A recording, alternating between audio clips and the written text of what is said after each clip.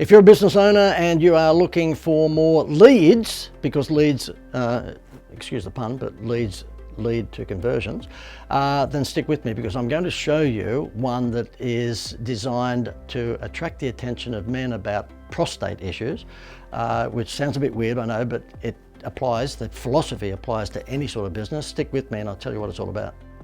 Okay, if you're a business owner, you might like to stick with me for a few minutes, because although this is marketing a particular medical service, it applies to every business. My name is John Dwyer. We have a business called the Institute of Wow.com, and what we do is help businesses grow through making some extra sales, courtesy of our marketing campaigns. Now, I used to look after, as a consultant, the marketing for a major building society in Australia called the Greater Building Society. And whilst I was doing all the stuff for them, I was contacted at the time, because their head office happened to be in Newcastle. I was contacted at the time by a couple of guys who were very wealthy and had prostate cancer, unfortunately, previously, and they were able to be cured, because it is one of the highest cure rates of any cancer. And they knocked on the door of the building society and said to the general manager, look, who's doing your marketing? We see this get a home loan, get a free holiday, and all this sort of wizardry happening. At the time I had Jerry Seinfeld as their spokesman, all this sort of stuff. Who is this guy that's doing all this stuff for you? And the general manager of the building society said, oh, why? And they said, well, look, we are a couple of guys who were diagnosed as having prostate cancer. We're quite wealthy, in fact they were very wealthy, and we just want to give back because we were cured, and if you get in early and detect this, then it's one of the most curable cancers there are.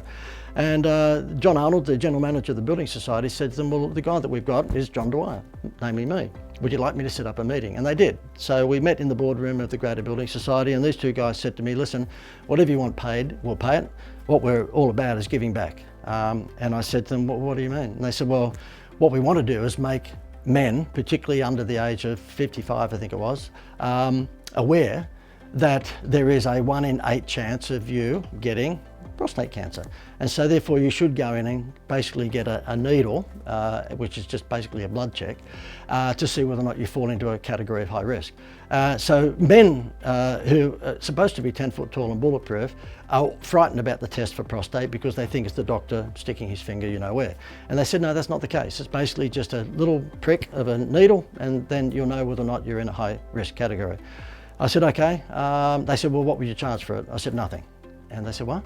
I said, no, look, if you're being good enough to, basically pay for the TV advertising campaign, which is where they wanted to market this, then I'll throw in my time for free.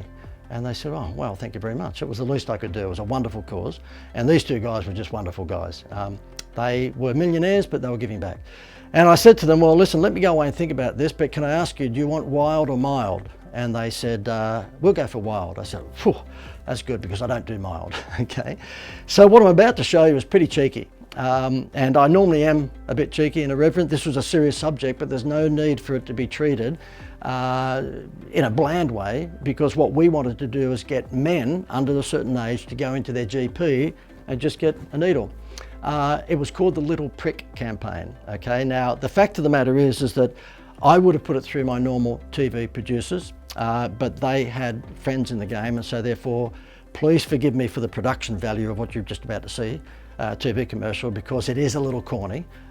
If I'd had my way, I would have produced it with another company, but they knew someone, and so therefore my script got put onto their production company, and it came out probably less than what I would have liked it to in terms of production quality. But nonetheless, guess what? When you see this commercial, you get a bit of a giggle out of it, because we're taking the piss out of the little prick thing, of course. GPs all around the viewing area, mainly Newcastle and Northern New South Wales, were booked out for weeks. Bang. We had to stop the TV campaign because it forced so many men to go in and get a needle. Let me play you 2 of the ads. There's one where we use the wives of the husbands, encourage them to go and get the little prick, and then one which we use men. I made my husband get a little prick. I wasn't going to let my husband get away with it any longer. I booked him in for a little prick this week. I told my husband not to come home until he got a little prick. 1 in 8 men over 50 will get prostate cancer. If detected early, the cure rate is high. Yes, a single prick at your local doctor's surgery is all that is needed to measure the PSA level. Guys, Guys, do it for your wife. Do it for your family. Get a little prick this week. My wife made me get a little prick. She wanted me to get a little prick by Friday, so I did. You don't mess with my wife. I got sick of my wife snagging, so I decided to go and get a little prick. 1 in 8 men over 50 will get prostate cancer. If detected early, the cure rate is high. Yes, a single prick at your local doctor's surgery is all that is needed to measure the PSA level. Do it for the wife. Do it for your family. And get a little prick this week. Okay, so you can see a bit cheeky. The result was phenomenal. These guys who funded the TV campaign said to me, "Thank you so much. We have just, we've broken records in terms of getting people to come into their local GP and get the needle." A few months later, they held an event to raise money for this prostate, alliance. And at that event, they gave the statistics of what had happened as a result of this television campaign, with a little bit of social media, but mainly TV.